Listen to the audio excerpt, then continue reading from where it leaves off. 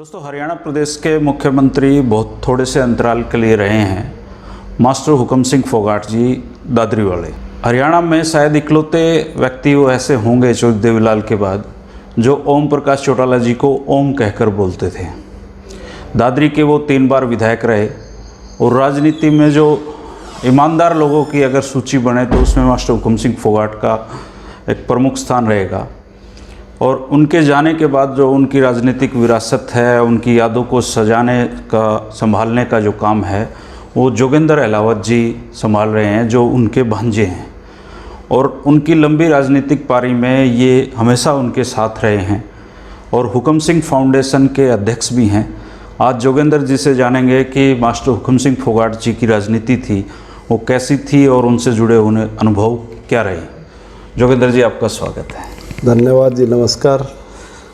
जोगेंद्र जी, सबसे पहले तो आप दर्शकों को ये बताइए कि जो मास्टर हुकम सिंह फोगाट जी हैं जी, उनका राजनीति में कैसे आना हुआ। राजनीति में वो 25 एकड़ के जमींदार थे जी। और ठीक खाता पीता परिवार था, ठीक था। अच्छा, उनका गांव कौन सा? गांव चरखी दादरी से थे वो। अच्छा। तो शुरू में वो 10वीं तक उन्होंने पढ़ाई करी, फिर वो लग गए टीचर। अच्छा। 1 साल तक टीचर रहे। राजनीति में वो इसलिए आए कि भाई गरीब आदमी की कोई समस्या हो जी, चाहे वो किसी भी कास्ट से हो, वो उनसे देखी नहीं जाया करती। अच्छा, जुड़े हुए थे सबसे। हाँ, जुड़े हुए थे। तो जैसे यहाँ CCI फैक्ट्री हुआ करती चरखी दादरी में, यहाँ लेबर थी बहुत ज़्यादा, तो उनकी भी समस्याएं हुआ करती, या और समाज के किसी जाति की भी कोई दिक्कत होती, उसकी आवाज़ उठाने का उनके मन में सदैव से वो था। तो शुरू में वो एक मजदूर संघ था। अच्छा। जो काम करता था उसके अध्यक्ष बने। अच्छा, मजदूर संघ से जुड़े। मजदूर संघ से जुड़े। उनकी लड़ाई जो भी दिक्कत होती वो उनकी लड़ाई लड़ते। और उस टाइम पे मनीराम बागड़ी जी सोशलिस्ट पार्टी में होते थे जी। वो भी गरीबों की लड़ाई लड़ा करते। मनीराम बागड़ी जी से उनका जोड़ा हो गया और वो मिलके गरीबों की लड़ाई लड़ते। तो ऐसे मतलब राजनीति में एंट्री ये थी एंट्री। तो 77 में सबसे पहला चुनाव उन्होंने लड़ा जब जनता पार्टी बन गई जी। तो जो टिकट थी दादरी की वो सोशलिस्ट पार्टी के हिस्से आई थी जो बागड़ी जी वाली थी। ऐसा था कि इमरजेंसी लग गई थी। इमरजेंसी में सब नेताओं को जेल में डाल दिया। अच्छा, मास्टर जी भी रहे? मास्टर जी 19 महीने जेल में रहे। अच्छा, तो उनका क्या बंसीलाल जी के साथ कोई खटपट थी या? बंसीलाल जी के साथ खटपट नहीं थी। जो भी पॉलिटिक्स करता था, राजनीतिक आदमी था, उनको सबको जेल में डाल दिया। अच्छा। मास्टर जी सोशलिस्ट पार्टी में होया करते। और मास्टर जी ने सोशलिस्ट पार्टी से दादरी हल्का तो रिजर्व होया करता जी। 1977 में 77 में ओपन हुआ है। पहले गणपत राय जी विधायक। पहले दादरी हल्का रिजर्वेशन था 77 से पहले। 81 सीट होया करती हरियाणा में। 77 में 90 सीट बड़ी जब दादरी जर्नल होया जी। तो उस टाइम पर भी सोशलिस्ट पार्टी से गए तो चुनाव लड़ नहीं सके थे रिजर्वेशन के कारण। उन्होंने एक बार तो हरनाम सिंह जी को, मनीराम बागड़ी जी ने, उन्होंने हरनाम सिंह जी को चुनाव लड़ाया। एक बार चंदर होते थे हरनाम सिंह जी, फिर पार्टी बदल गए जी। एक बार चंदर होया करते, उन्होंने उनको चुनाव लड़ाया। लेकिन दोनों बार गणपत राय जी जीते। 3 बार लगातार बने थे वो। हाँ, 3 बार बने थे। फिर 77 में रिजर्वेशन खत्म होगी जी, जनरल की सीट आ गई। मास्टर जी इमरजेंसी में थे, जेल में थे। जेल से निकल कर आए बाहर तो कई दलों का मिलकर एक जनता पार्टी बनाई। और राजनारायण जी यहाँ के प्रभारी होते थे हरियाणा के सोशलिस्ट पार्टी के। जब टिकटों का बंटवारा की बात आई तो राजनारायण जी ने सबसे पहले ये कहा कि दादरी की टिकट तो हमने दे दी। अच्छा। उस टाइम पर गणपत राय जी भी का दल था, वो भी जनता पार्टी में विलय हो गया था। वो भी टिकट चाह रहे थे। लेकिन राजनारायण जी ने मास्टर हुकम सिंह जी के को चुनाव लड़वाया। टिकट वहाँ से दिवाकर सोशलिस्ट पार्टी के कोटे से जी। और इमरजेंसी के बारे में मैं बताऊँ, मास्टर जी जेल में चले गए। उनका एक ही लड़का राजवीर, उसकी उम्र थी 15 साल की। अच्छा। 25 एकड़ की खेती करते थे। ट्रैक्टर ले रखा था, बेलारूसी ट्रैक्टर हुआ करता उस टाइम से, रूस से आता था। मास्टर जी अपनी खेती खुद कराया करते, ट्रैक्टर खुद चलाया करते। अच्छा। वो 15 साल उसकी सारी उम्र थी। छोटे थे। छोटे थे, जेल में चले गए। मास्टर जी के 3 लड़की थी, वो लड़की भी छोटी। एक लड़की की शादी कर रखी थी, बड़ी थी बिमला उसकी। तो मेरी मम्मी है जो, वो औरत होते हुए भी मर्दों से कम नहीं थी। वो कदे किसी से डरी नहीं। अच्छा। और मास्टर जी के कंधा में ला के खेत में बराबर का काम कराया करती। पानी देना है खेत में तो 7 कस्सी लेके जाया करती। वो इतना काम करते थे। इतना काम करती थी। लेकिन औरत औरत होती है, मर्द मर्द होता है। तो वही सारे रिश्तेदार ग्यारे प्यारे कहने लगे कि भाई मास्टर जी जेल में चले गए, या खेती में कौन संभालेगा, कौन बोआ बाई करवाओगा, कौन कटाई कराओगा, तो सारा काम खराब हो गया। तो मेरी मौसी ब्याह रखी चमारिया।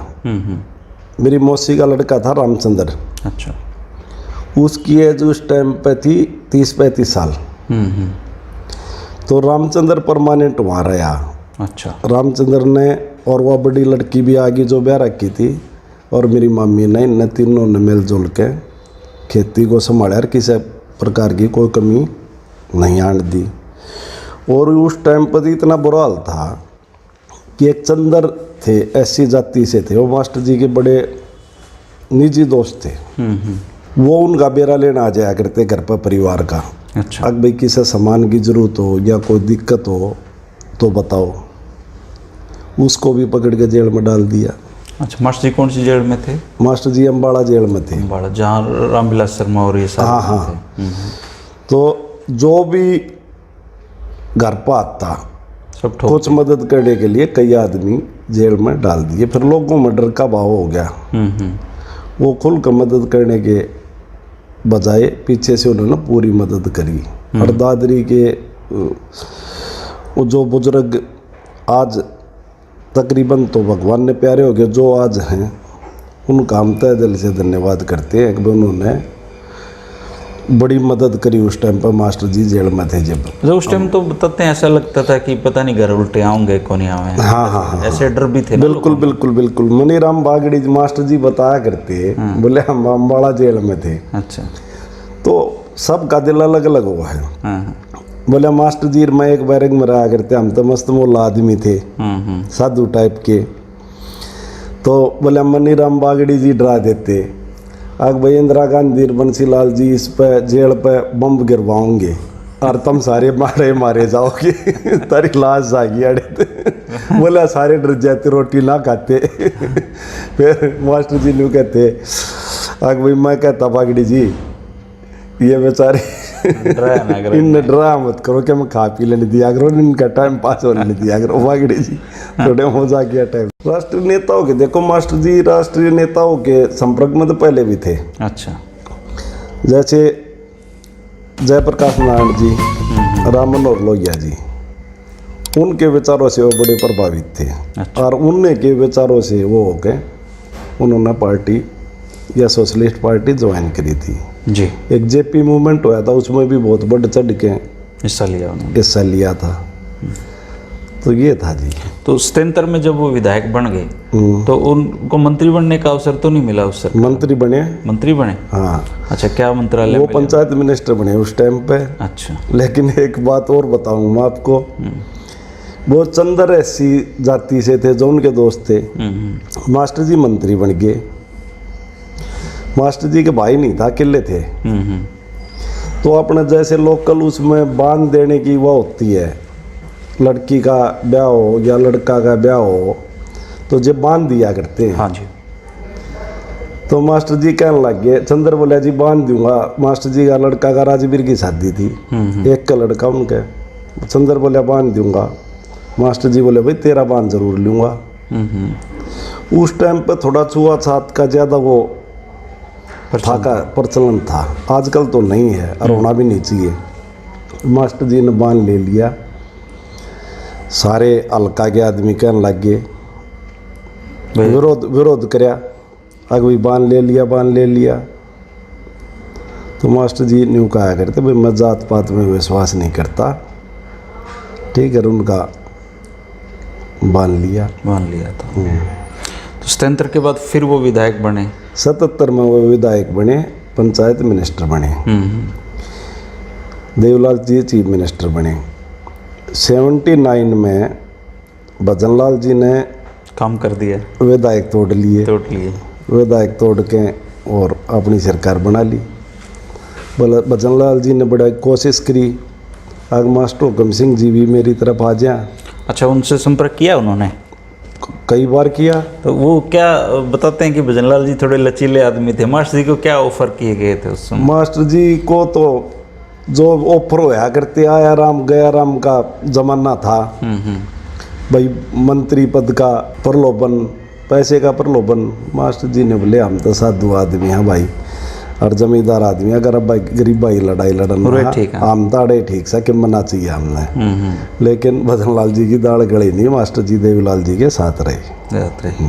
अच्छा, परिचय देवीलाल जी से कैसे मास्टर जी का उसी दौर में हुआ? हाँ, ये वैसे तो पॉलिटिकल परिचय तो था भाई, पॉलिटिकल तो आज कल भी जो राजनीति में थोड़ा एक्टिव है एक दूसरे को जानते ही हैं। लेकिन 77 में जब विधायक बन गए एक पार्टी से, देवलाल जी चीफ मिनिस्टर बन गए, फिर उनका मिलना जुलना ज़्यादा हो गया। वो देवलाल जी बड़े अच्छे इंसान थे, तो मास्टर जी देवलाल जी घर पे आते जाते थे मास्टर जी के? खूब घर पे आते जाते थे। मम्मी ने बताया नहीं आपकी देवीलाल जी की खुराक अच्छी थी? मम्मी ने बताया, बोला देवलाल जी मस्त आदमी थे भाई, न्यू कहा करते मास्टर जी वह भाई थाली रोटी बनवा ले, वो रोटी बनवा के और भाई सब्जी और 4-5 अच्छी मोटी रोटी, ऊपर घी जरूर होता था, और खाकर फिर सोते थे फिर। हाँ, फिर आराम से रोटी खा के सो जाते थे।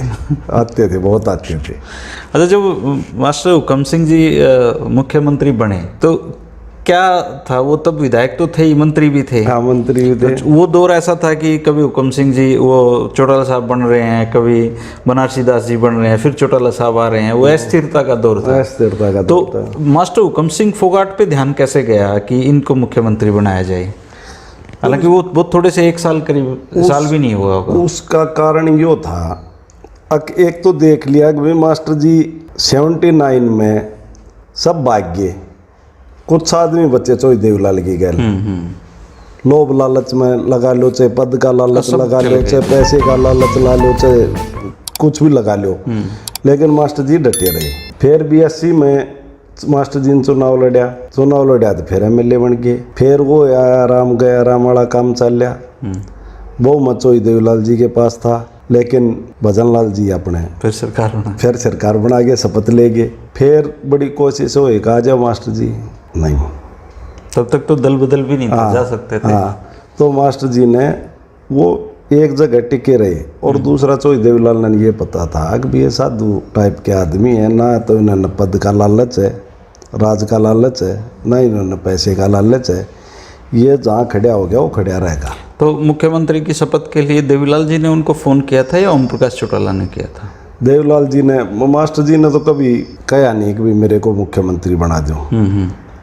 तो देवलाल जी ने और ओम प्रकाश चौटाला जी ने सोच समझ के देवलाल जी ने कहा कि आपको चीफ मिनिस्टर बना रहे हैं। मास्टर जी ने ये भी कहा कि और कोई हो तो उसने देख लो, मैं तो ठीक हूँ, ऐसे बोला। हाँ, मंत्री तो थे ही उस। हाँ, मंत्री थे, वो मुख्यमंत्री थे। बोले और कोई उसने देख लो, बोला ना, आपने संभालना पड़ेगा। अच्छा, तो एक एलाउद्दीन साहब कि ऐसे कहते हैं कि वो जो 2 मुख्यमंत्री उस दौरान बने थे चौटाला साहब के अलावा, हुकम सिंह फोगाट जी और बनारसी दास जी, वो उस समय एक शब्द बड़ा प्रचलित हुआ था, खड़ाऊ मुख्यमंत्री का। तो और उस समय अखबारों में भी छपा था कि पत्रकारों ने मास्टर जी से पूछा था कि क्या आप डमी मुख्यमंत्री हो? तो उन्होंने कहा था कि मैं डमी मुख्यमंत्री हूँ भाई। लेकिन ऐसा सुनने में आता है कि इसके विपरीत थी बात, उनका थोड़ा सा टर्म चाहिए रहा हो, लेकिन उन्होंने काम किया अपनी बुद्धि से। देखो, ये बात आपकी बिल्कुल सही है। ये मास्टर जी ने भी कह दिया था कि मैं तो डम्मी से भी डम्मी हूँ। अखबार वाले पीछे लगे रही, बोला जी आप तो डम्मी मुख्यमंत्री, डम्मी उन्होंने जुलूस में आके गुस्सा में आकर, हाँ मैं तो डम्मी से भी डम्मी मुख्यमंत्री हूँ। लेकिन मास्टर जी अपने विवेक से काम करते थे, उन्होंने अपने विवेक से काम कराया। वो 8 महीने चीफ मिनिस्टर रहे। उस टाइम पर ये मंडल कमीशन की रिपोर्ट लागू होगी। 6 महीने हरियाणा में कुछ काम नहीं हो रहा, उपद्रव रहा, तो उनको बिल्कुल अच्छा बिल्कुल थोड़ा समय मिला। हेलो सब, इस दौरान एक बहुत बड़ी घटना हुई प्रदेश की राजनीति में, मैं बताना भी चाहूँगा दर्शकों को।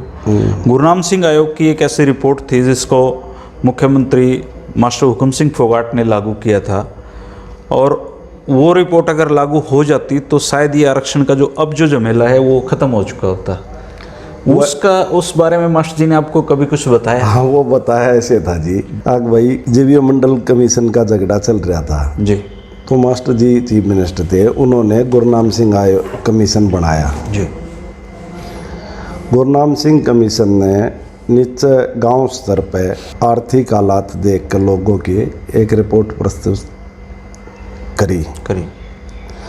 तो उसमें 4-5 जातियाँ थी, जाट को भी आरक्षण देने की सिफारिश करी।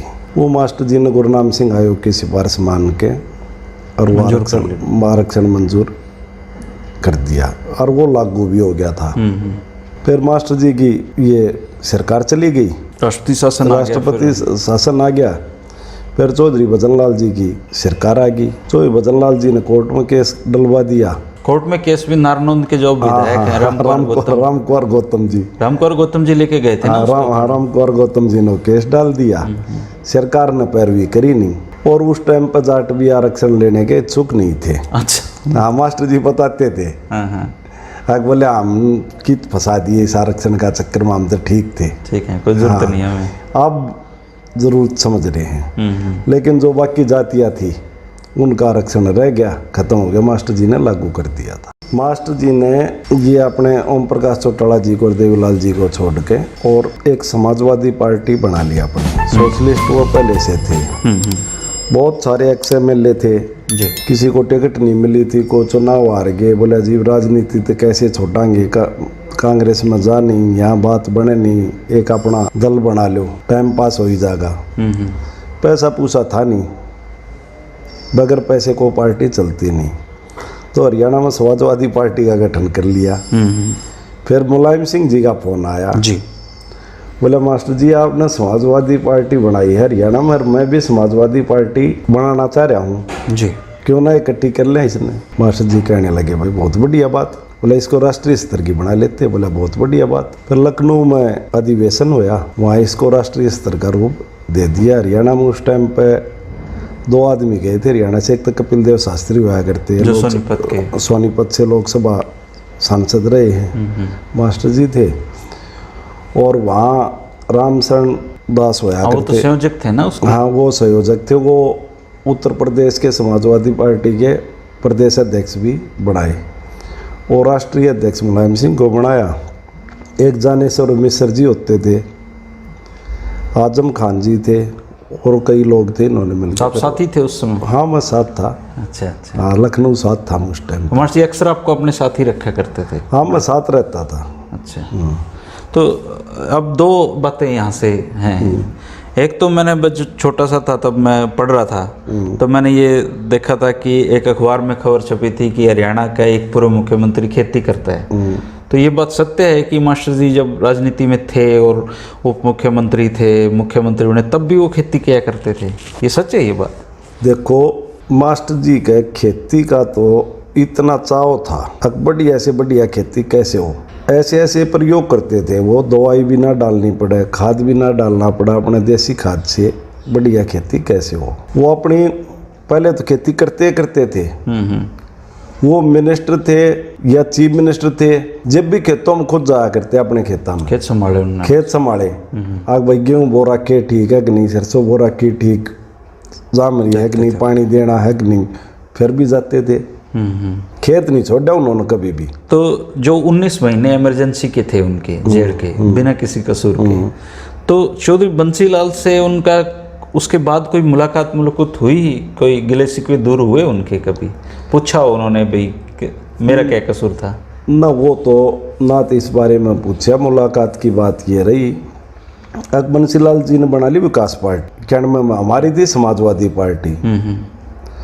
तो 4 पार्टियां का एक वो बनाया संगठन। अच्छा।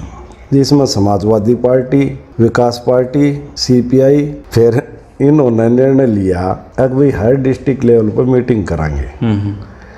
तो उसमें मास्टर जी और अपने सोई बंसीलाल जी और सीपीएम और सीपीआई के 2 आदमी होते थे। हर डिस्ट्रिक्ट में इन्होंने मीटिंग ली। तो उस टाइम पे थोड़े ही आदमी आया करते, कि तो 100 आ जाते, कि तो 150 आ जाते, कि तो 200 आ जाते। तो ये इकट्ठे गाड़ी में जाते थे? वो हम अपनी गाड़ियाँ में अलग अलग जाते थे, मीटिंग इकट्ठी करते थे। ये रहा जी बंसीलाल जी के साथ। फिर वो इसमें सब डिस्ट्रिक्ट का मास्टर जी बंसीलाल जी साथ गए, साथ। इमरजेंसी कोई बात नहीं हुई? इमरजेंसी की कोई बात नहीं हुई। फिर क्या हुआ कि 96 में सोई बंसीलाल जी वो तो चल रहा था इन चारों पार्टियां का। तो फिर चुनाव लड़ने की बात आई 96 में। 5 सीट सोई बंसीलाल जी मास्टर जी को दे रहे थे। तो वो पार्टी के और XMLA थे, कई थे।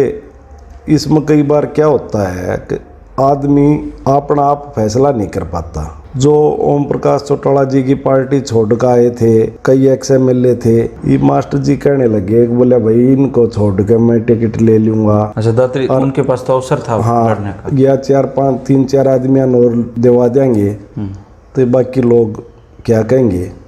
ये मास्टर जी का बहुत ही गलत, मतलब ये मानू हूँ, उस टाइम पर डिसीजन था ना। तो विकास फिर उन्होंने उससे भारतीय जनता पार्टी से गठबंधन कर लिया। अगर समाजवादी का इसका मिलकर गठबंधन में सरकार आती, हालांकि उम्मीद तो कम थी वैसे, भाजपा के साथ ही संभावना थी, चलो होता तो। लेकिन मास्टर जी ने अपनी तो ले सकते मास्टर जी ने अविपा से भी ले सकते थे। तो ना वही अलग पार्टी थी ना समाजवादी पार्टी। मास्टर जी ने त्याग करे हमेशा, दूसरों के लिए त्याग करे हमेशा, अपना फायदा नहीं देखा। अच्छा एलाउद साहब, एक कल्चर है राजनीति में कि विरासत चलती हैं।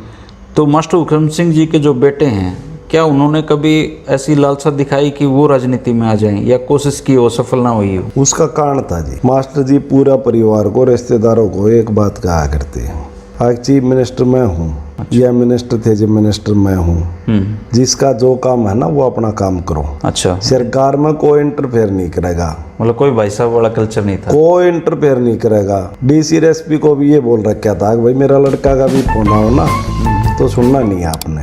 और मत क्या होता है कि भाई अपने बेटों को आगे लाते हैं। अच्छा, उन्होंने मना कर रखा था भाई मेरे काम में ना आगे किया ही नहीं ना। चंडीगढ़ भी अपने साथ परिवार ना आगे किया ही नहीं ना। आगे करते लोगों के काम करवाते, जब बाग होते ना, आगे नहीं किया उन्होंने, ना किसी रिश्तेदार को कराया और ना अपने बेटी को कराया किसी को। अच्छा, एक बहुत ही साधारण से घर में वो रहते आए हैं अभी तक, दादरी में कोई बड़ा महल जैसा ना भी वही है, साधारण घर है। तो क्या, चलो बेटो पुत्रों को आगे नहीं बढ़ाया उन्होंने, तो पैसे कमाने की भी कोई लालसा नहीं थी क्या उनकी? वो तो पैसे के तो बहुत खिलाफ थे। वो तो ये कहते थे, एक सिकंदर सार के चले गए, दुनिया पर राज करे, अकेले क्या गए, खाली हाथ जाना है। बोले जो 2 नंबर का पैसा होगा ये घर में सेध ना पैदा करेगा। अच्छा, वो दान दिया करते बड़े बड़े। तो पैसे का जो लेन देन था ना वो करता, अधिकारियों को भी उनने कह रखा था कि भाई कुछ भी गलत काम करके आ जियो, मैं माफ़ कर सकता हूँ, लेकिन पैसे की शिकायत आ गई ना तो मैं बख्शूंगा नहीं, माफ़ी नहीं होगी। माफ़ी नहीं होगी। देखो कोई आदमी तो वैसे ईमानदार बने रहते हैं जब तक कुछ हाथ ना लगता, लेकिन वो तो 77 में भी मिनिस्टर रह लिए, 87 में भी मिनिस्टर रहे, चीफ मिनिस्टर तो ही रह लिए। आजकल एक MLA बन जाए वो कई पीढ़िया का जुगाड़ कर दिया है, हो जाता है सीधा बड़ी गाड़ी में आ जाता है, बड़ी गाड़ी में आ जाता है। और चीफ मिनिस्टर रहने के बाद तो कोई कमी नहीं रहती। लेकिन आज भी वो एक घर है, वो एक चीज है। लोगों की पता ना कहाँ कोठियाँ हैं, दिल्ली में कोठियाँ हैं, पंचकूला वही जमीन उनकी 25 किले वही जमीन है, किता गुड़गामा में मकान कुछ नहीं। अच्छा। वो है जो घर का प्लाट से और घर की खेती है वो है ना। तो आजकल के राजनेता हो गए कि तो होटल हैं, कि तो फैक्ट्रियाँ हैं, कि तो क्या, वो इन चीज़ों के खिलाफ। अच्छा, आपने तो उनकी बुढ़ापे में भी सेवा का अवसर आपको? हाँ, आखिरी सांस तक में, मतलब वो जब अंतिम सांस ली तो आपके हाथों में थे। मेरे हाथ। उन्होंने बहुत लंबे कई चीफ मिनिस्टर देखे, कोई तो कभी उन्होंने आपसे जिक्र किया कि हरियाणा का बेस्ट चीफ मिनिस्टर उनको कौन लगता था? वो तो देखो देवीलाल जी को प्रेफर करते थे सबसे अच्छा। अकबर देवीलाल एक सामाजिक, देवीलाल जी एक सामाजिक आदमी थे, वो लोगों की पीड़ा को समझते थे। उन्होंने रास्ते में भी या गांव में भी कोई चीज़ देख ली ना कि भाई ये दिक्कत है, तो चंडीगढ़ जाकर कानून बनवा दिया उसका। अच्छा, ऐसा सच है क्या कि मास्टर जी के घर ओम प्रकाश चौटाला जी बस में बैठ के आते थे, मास्टर जी के घर रुकते थे? पहले इतने साधन कहाँ थे, इतनी गाड़ी गुडिया बसों में ही आते जाते थे? बसों में मास्टर जी चंडीगढ़ जाते थे, बस में जाते थे। अच्छा, आगे बसों में रिजर्व सीट होया करती है एमएलए की। उसमें बैठ के? हाँ, 1 2 3 उसमें बैठ के जाया करते, विधानसभा में जाते। ये तो 87 में जाकर गाड़ियाँ गुडिया आई है, पहले एम्बेसडर गाड़ी होती थी कि फिएट गाड़ी होती थी। 77 में बसों में ही जाया करते? 77 में ही बसों में जाया करती, 82 में भी बसों में जाया। तो उन्होंने अपना परिवार कभी चंडीगढ़ शिफ्ट नहीं किया? ना, दादी मेरी मम्मी भी यही रहा करती। अच्छा। एक बार क्या हुआ भाई, काम करने वाला की आदत नहीं जा, तो मेरी मम्मी गाय रखते थे मास्टर जी शुरू से। उन्होंने अपने जीवन में कभी भैंस का दूध का प्रयोग नहीं किया। अच्छा, कभी नहीं पिया? कभी नहीं किया। वो गाय का दूध पीते थे, गाय रखते थे। तो मास्टर जी चीफ मिनिस्टर और मेरी मम्मी गोबर पाथन लाग रही। अच्छा। तो उस टाइम पे इलेक्ट्रॉनिक मीडिया इतना था नहीं, प्रिंट मीडिया था। इलेक्ट्रॉनिक मीडिया का तब आया है भाई ये वो दौर। वो प्रिंट मीडिया वाले फोटो उतार ले, बोले जी आप चीफ मिनिस्टर की घराड़ी हो गए गोबर पाथन लाग रही। बोले जब चीफ मिनिस्टर मैं थोड़ी हूँ, वो चीफ मिनिस्टर अपना काम करने लग रहा, मैं अपना काम करने लग रही। ये अखबार में भी खबर चली। का क्या नाम? शांति देवी था। और उनका मायका कहाँ से था? डाकला गाँव की थी वो। डाकला गाँव। क्या था गोत्र उनका? धनखड़। धनखड़ थी वो। हाँ, वो बोले चीफ मिनिस्टर अपना काम, बोले चीफ मिनिस्टर अपना काम करने लग रहा है, मैं अपना काम करने लग रही हूँ। इतना साधारण परिवार बिल्कुल है। बिल्कुल वो बात बड़ी वो आओ है। अच्छा, कि मेरी मम्मी की ये आदत थी, दादरी कोई भी चला जाता वो खाना खाना पे घर नहीं आने दिया करती। अच्छा, घर से नहीं आने दिया। आज जब मास्टर जी मिनिस्टर थे तो वहाँ परिवार तो रखते थे नहीं। हल्का के आने जाने वाले सब वही कोठी पर रोक्या करते। अच्छा। सब तो श्याम ने नहीं पूछा करते भाई खाना खा लिया। श्याम ने सोने से पहले सब से मिल के बात करके पूछ के भाई खाना खा लिया कि नहीं खा लिया। तो जो उनका रिटायरमेंट का पीरियड था वो कैसे कटा उनका, जो अब कई साल वो जैसे राजनीति में बाहर रहे? देखो मैं बताऊं क्या है कि उस आदमी का नहीं कटता जिसको को लालसा हो। उनका तो वही रूटीन, ना तो उनको को बंगला की लालसा थी, ना को गाड़ी घोड़ा की लालसा थी। वो गनमैन मिल रहा था, उसने भी साधना रखा करते, बोले जाओ अपना घर लौट। सुबह लोग आ जाते, 11-12 बजे तक आदमी बैठे रहते, फिर नाश्ता सुबह 8 बजे कर लिया करते, फिर 12 बजे ही खाना खा के और वो दिन में 2-3 घंटे आराम करते। फिर शाम ने फिर आदमी आ जाते, बात करते रहते। फिर शाम ने एक राउंड वो अनाज मंडी में बैठने जाया करते, पैदल घर से चलते और पैदल जाते। हाँ, वहाँ बैठ के बातचीत करके किसानों के बारे में पूछते कि भाई क्या चल रहा है। मंडी में तो सारे तरह के किसान भी आओ और सारी वो किसाना की वाह है। तो वहाँ कभी सुबह पैदल खेत में निकल जाया करते, अपना 2-3 घंटे वहाँ लगा जाते। अच्छा, एक मैंने सुना है कि वो जो कोई दादरी का विधायक होता था वो हार जाता था तो वो उनके घर जाया करते उसको। हाँ, बिल्कुल। ये सच है क्या? बिल्कुल। एक बार सतपाल सांगवान जी मिनिस्टर थे। वो चुनाव हार गए तो मास्टर जी ताई आके कहने लगे, बोले जी सतपाल तो घर से ना निकलता, ज्यादा खाली मान रहा है। मैं जा रहा था वहाँ दादरी। मास्टर जी बोले चल रहे मेरे ताई। माँ जी किते? बोले एक बार सतपाल सांगवान के चल लांगे। मैं क्यों पूछूं जाके गण चलोगे? तो जाके सतपाल ताई बोले क्या हाल बना रखा है? बोले कौन चुनाव ना रहा? इंदिरा गांधी ना रही, चरण सिंह ना रहा, और को ना रहा, मैं ना रहा, सब आ रहे हैं। बोले उठ हर लोगों की सेवा में जुट। इस तरह का उनका नेचर था। इस तरह का नेचर था। वो विरोध भाव नहीं रखते थे किसी से भी, किसी भी पार्टी। बताते हैं कि वो जो उनसे आ रहे थे गणपत राय जी जो पहले विधायक रहे 3, उनके साथ भी उनके बढ़िया दोस्ती वो बढ़िया दोस्त, बड़ी अच्छी। गणपत राय जी आया करते, मास्टर जी भी चले जाया करते, बड़ी अच्छी दोस्ती थी। आजकल ये होया है कि भाई देखो ये तो एक किस्म का खेल है भाई, एक हारेगा तो एक जीतेगा। तो पहले तो फ्रेंडली मान्या करते, बोलना चालना आपस में रखते थे, लेकिन आजकल थोड़ा फर्क आ गया। अच्छा, एक चीज़ में जहाँ तक मुझे जानकारी है, पढ़ने लिखने का शौक रखते थे मास्टर? हाँ, पढ़ने लिखने का तो शौक रखते थे। उन्होंने खाली बैठे थे जब एक फोगाटो का इतिहास लिखा है, किताब लिखी। अच्छा, आपके गोत्र का इतिहास लिखा उन्होंने? हाँ, इतिहास लिखा। अच्छा, दूसरा वो ये जो देसी दवाई भी तैयार कर लिया करते हैं। अच्छा। हाँ, जैसे पेट में कोई दिक्कत है, कूट लिया करते कर रहे हैं? घरा कूट लिया करते। हम कहते जी हम कूट लें, बोले क्यों, मेरे क्यों रहा है, और न्यू कहा करते। अच्छा, अपने दैनिक काम वो खुद मैं बताऊं कि वहाँ ये भूपेंद्र हुड्डा सरकार ने कैबिनेट मिनिस्टर का दर्जा दे दिया, पूर्व मुख्यमंत्री पूर्व मुख्यमंत्री को। तो चंडीगढ़ 7 सेक्टर में रेजिडेंस मिल गया। तो ज़्यादातर मास्टर जी दादरी रहा करते, तो वहाँ चले जाते चंडीगढ़। कई बार 2, 4, 5 दिन रोकना भी हो जाता, तो मैं उनके साथ रहा करता। क्योंकि एक तो थोड़े उनका अस्थमा की प्रॉब्लम थी, दवाई टाइम पर देनी होती थी, ये ज़्यादा हो रही थी। और दूसरा मैं उन्हीं के बेडरूम में सोता था। अच्छा। अगर भी बुजुर्ग आदमी है, रात को पेशाब पेशूब करने उठें या पानी पात पीने उठें तो कदे गिर गिर जाना, चोट चाट लाग जाना। लेकिन कई बार मेरे भी गुस्सा उठा करता। भाई मैं तो जवान आदमी था, मैं कोशिश तो ये रखा करता कि भाई दिन में सो लूँ, रात न जागूँ। लेकिन जवान आदमी दिन में रात न ना खुगड़े, तो मैं देखता था कई बार सो ही पाते। मैं देखता, मैं कहाँ गए, पहले तो बाथरूम में देखता, अब बाथरूम में तो नहीं है, तो देखता तो रसोई में पाते। हम दोनों रहा करते चंडीगढ़, परिवार था यहाँ था। माँ जी के करो हो, बोला पानी गर्म करूँ, मगर मन नहीं बता सको थे। बोला तू न्यारा करेगा न्यू कहा करते, बोला तू न्यारा करेगा, बोला मन करने देगा कि नहीं करने देगा। एक लास्ट टाइम तक भी वो अपनी सेविंग है ना खुद करते थे। अच्छा जी, इतने एक नहा के कच्चा बलियान मगा जी मैं दूंगा, बोले क्यों तू न्यारा दोगा, गुस्सा हो जाया करते। अपने कच्चा बलियान भी अपना आप धोते थे। आज सुबह नाश्ता में मैं उनको दिया करता सेब और गाय का दूध। तो न्यू कहा सेब ना छील के नहीं ले आओगा, खुद छिलूंगा ना कुक दौर चलवाते, खुद छिलूंगा। मगर जी हाथ कांपने लग गया था।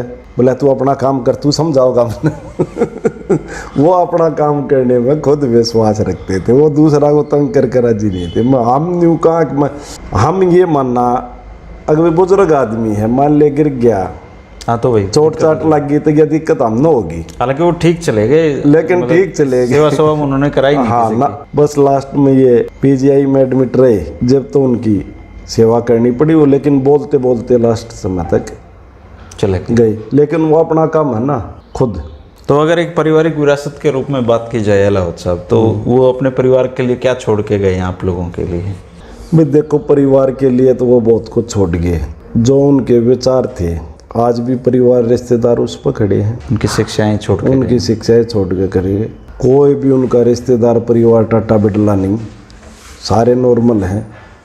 ना तो मंत्री भी रहे, चीफ मिनिस्टर भी रहे, केवरा के बना रहे हम लोग। परिवार को अर्थ के रूप में कभी नहीं उन्होंने धन संपदा सब अपनी मेहनत से कर। उनके विचार ही पूंजी हैं आप लोगों, विचार पूंजी है। और हम तो न्यू कहा कि भाई उनका नाम है ना, कहीं भी सुनते हैं, इससे बड़ी कोई बात हो नहीं सकती कि उनका सादगी ईमानदारी के उसमें नाम लिया जाता है। तो इस बात का हमारे को बड़ा गर्व होता है। तो आपने हुकम सिंह फोगाट जो फाउंडेशन बनाई है, उसके जरिए आप उनके विचारों को लोगों तक पहुंचाते? मास्टर हुकम सिंह मेमोरियल फाउंडेशन बना दिया था हमने, वो एक्सपायर होने के बाद है। क्योंकि मैं तो सारी बात साझा करते रहते थे कि भाई ये होना चाहिए, ये होना चाहिए। तो उससे हमने वो फाउंडेशन बना लिया ना। तो हम किसी से कोई पैसा चंदा लेते हैं अच्छा उसमें, ना हम सरकार से आज तक हमने उसमें कुछ लिया। अपने स्तर पे ही करते? अपने स्तर पर छोटा मोटा हो वो कर देते। जैसे पीछे हमने एक शुरू कराया था, अभी जो सरकारी स्कूल हैं इनमें टीचर तो काफ़ी अच्छे हैं, एजुकेटेड हैं, लेकिन लोगों का पता ना क्यों ना विश्वास बने रहा। टीचर भी अपने बच्चे ना प्राइवेट स्कूलों में भेजे हैं, सरकारी टीचर। हाँ तो मका भाई फिर हमने एक सोचा कि मका इनको प्रोत्साहन देने के लिए 10वीं और 12वीं पूरा दादरी जिला के जो फर्स्ट सेकंड और थर्ड बच्चे आए हैं 10वीं और 12वीं में सरकारी स्कूल आगे, उनको एक एक मेमेंटो दे के और एक एक उस फाउंडेशन का सर्टिफिकेट दे के हमने उनको सम्मानित करने का काम किया। मास्टर जी भी एजुकेशन का बारे में बड़े चिंतित रहते थे कि बरा कितने मिडल थे वो हाई स्कूल बनवाए उन्होंने अपना टाइम पे दादरी में भी, पूरा हरियाणा में भी जो हाँ भी जो मांग कर देता था वो कर देते थे। हाई स्कूल थे वो सीनियर सेकेंडरी स्कूल कराए। शिक्षा की तरफ खुद 10वीं थे बस वो। हाँ 10वीं पास थे, लेकिन उस टाइम का 10वीं आज का ग्रेजुएट के बराबर था। उर्दू भी जानते थे वो, इंग्लिश भी जानते थे, हिंदी भी जानते थे और पंजाबी भी जानते थे। अच्छा, 4 भाषाएं जानते थे। हाँ जी, पढ़ना लिखना दोनों। हाँ उस टाइम पे ये सब्जेक्ट होया करते। उर्दू का भी होया करता, उर्दू पढ़ देते थे, पंजाबी का भी होता था।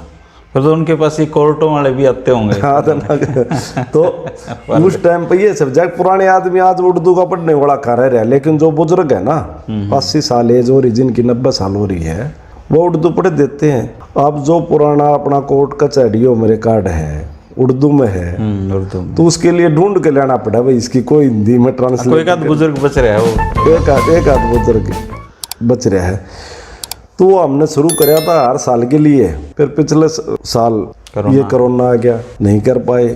अब फिर ये कोरोना आ गया। अब तो ये उम्मीद करते हैं कि मास्टर हुकम सिंह फोगाट के जीवन पे आप चूँकि उनके साथ सबसे ज़्यादा रहे हो, तो उनकी एक किताब भी आप ज़रूर लेके आएँ, ताकि पूरे जो भी उनको जानना चाहता है उसके बारे में उनको पता लग सके। सबसे ज़्यादा ज़रूरी है उनके जीवन पे एक पुस्तक का होना ना। वो पुस्तक का भी ज़रूर कराएंगे, लेकिन उनके तो इतने किस्से और कहानियाँ हैं, अगर मैं पूरी बताऊं तो 2 दिन लगातार बताई जा, जब भी ख़त्म नहीं हो। इतनी कहानियाँ, इतनी किस्से कहानियाँ उनको किताब में समेट दें। और पैदल चलते थे वो। एक बार सचिवालय से पैदल चल दिए, बोले शहर हो जाएगी, सीएम हाउस में आ गए अच्छा, पैदल ही। तो देवलाल भी ऐसा करते थे। देवलाल जी भी ऐसा ही करते थे। तो मास्टर जी की तो क्या बात ही निराली आप बात ही निराली थी। वो तो एक अलग तरह के इंसान थे, हम तो उनके कुछ भी बराबर उसमें नहीं बराबर। तो दोस्तों ये पासंग भी नहीं थे जोगेंद्र अहलावत जी, जो मास्टर हुकम सिंह फोगाट जी के भांजे हैं। और जैसे कहते हैं ना, हर नेता का दायां एक हाथ होता है, तो ये दाएं हाथ उनके थे। उनके जीवन से जुड़ी हुई बहुत सारी बातें इन्होंने बताई हैं और उनकी यादों को दाएं हाथ नहीं था जी उनका। मैंने तो देखो उनकी सेवा करी, मतलब सेवा करने के लिए ये था कि जैसे टाइम पर दवाई देना, अस्थमा की 1-2 टैबलेट लिया करते, टाइम पर दवाई देना, उनका खान पीन का देखभाल करना। आपका मन होता था, इतना श्रद्धा भाव था? हाँ, मैंने तो उनकी सेवा करी। और ये सेवा भाव भी वैसे बनाने से नहीं बनता, ये एक बैकग्राउंड होती है ना, जो परिवार की खानदानी बोलते हैं जिसे। पहले आप कर रहे हो तो आपकी हो जाएगी, जैसे पहले पीढ़ी दर पीढ़ी चला, पहले रिश्ता करया करते तो खानदान पूछा करते, भाई खानदान किसा है। मेरे पिताजी मारा लावत गोत्र दांदलान मेरा गांव है। मेरे पिताजी मिलिट्री से सूबेदार की पेंशन आए थे। आते ही उन्होंने हमारी अलावत खाप है, जिसके जय सिंह अलावत जी, हाँ जय सिंह अलावत प्रधान है, बहुत पुरानी बात है। आते ही उनको उसका सेक्रेटरी बना दिया। प्रधान तो बनता हमारा अलावत खाप का डीगल गांव से, और सेक्रेटरी बनता है दांदलान गांव से। तो बड़े अच्छे बड़े पंचायती आदमी थे, बड़े फैसले करे। उस टाइम पर राज सिंह जेलदार वो होया करते। तो मैं तो सेवा भाव में छोटा हा था। जब हमारे घर पिताजी के पास गांव के लोग आते थे, दूसरे गांव के भी लोग आते थे, खाप के दूसरी खापों के भी आते थे, तो मेरा काम ये रहा करता कि भाई चाय ओका होता था उस टाइम पे, ओका का। तो बचपन से ही मैं तो क्या करा ना, बालक ने जैसा तैयार करो, मैं तो बचपन से ही मेरे पिताजी ने और मेरी माता जी ने कोई भी आ गया ऐसा कर रखा था। वो सेवा भाव आज भी चल रहा है। आज भी मैं ये छोटे से छोटे काम को करने में भी ये नहीं मानता कि भाई तू क्या कर रहा है। आपकी मामी जी जाली है? हाँ, मामी जी पहले मामी जी गई और महीना भीतर मास्टर जी चले गए। तो वो तो मामी की भी अलग ही बात थी, बड़ी अच्छी औरत थी। बड़ा दोस्तों, अगर मास्टर हुकम सिंह फोगाट के जीवन के बारे में अगर कोई ऐसा सवाल है जो आप पूछना चाहते हैं, जिसका जवाब जोगिंदर सिंह जी दे सकते हो, तो ऐसा कोई सवाल आपके मन में है तो ज़रूर कमेंट करें, जोगिंदर जी उसका जवाब देंगे, हम उनसे पूछेंगे। और कोशिश की है कि मास्टर जी के जीवन की सारी बातें इस इंटरव्यू में आ जाए, हालांकि बड़ा मुश्किल है। इनका कहना है कि 2 दिन लगे रहें तब ना। ये तो बात सुनो जी, ये तो थोड़ी ही बात बताई है। जोगिंदर जी, जब उनको इस्तीफा देने के लिए कहा गया तो उनके मन में क्या ख्याल आया? वो थोड़ा सा टर्म था, चौटाला साहब दोबारा मुख्यमंत्री बनना चाह रहे थे, तो उन्होंने कोई आनाकानी तो नहीं की उस दौरान? बेघर हिचकिचाहट 1 मिनट में चौधरी देवीलाल जी को कह दिया कि मैं तो शुरू से इस्तीफा जेब में ले रहा हूँ और आपने बनाया था और कहोगे जब इस्तीफा गवर्नर को सौंपाऊंगा। तो उनको देवीलाल जी ने कहा था? हाँ, देवीलाल जी ने कहा था। उस टाइम पे धनिकलाल मंडल जी गवर्नर होते थे। अच्छा। और वो भी सोशलिस्ट थे।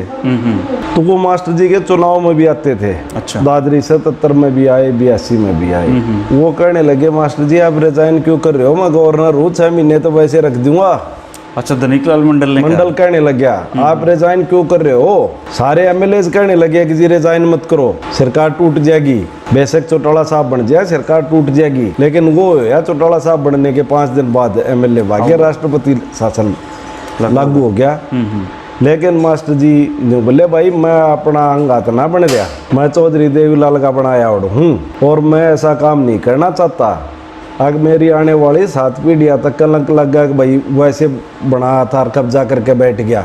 आजकल देखो पंचायत मेंबर बन जाए उससे रिजाइन मांग ले, वो ना दे, नहीं देता। और बड़ी हिम्मत की बात है, हमारे लिए बड़े गर्व की बात है। आके 1 मिनट में एक चीफ मिनिस्ट्री से रिजाइन छोड़ देना ये छोटी बात नहीं है। चीफ मिनिस्टर भगवान नहीं होता, खुदा नहीं होता, तो खुदा से कम नहीं होता। और उन्होंने छोड़ दिया कहते हैं। और ये जिस भी स्टेट का चीफ मिनिस्टर होता है वो खुदा नहीं तो खुदा से कम नहीं होता।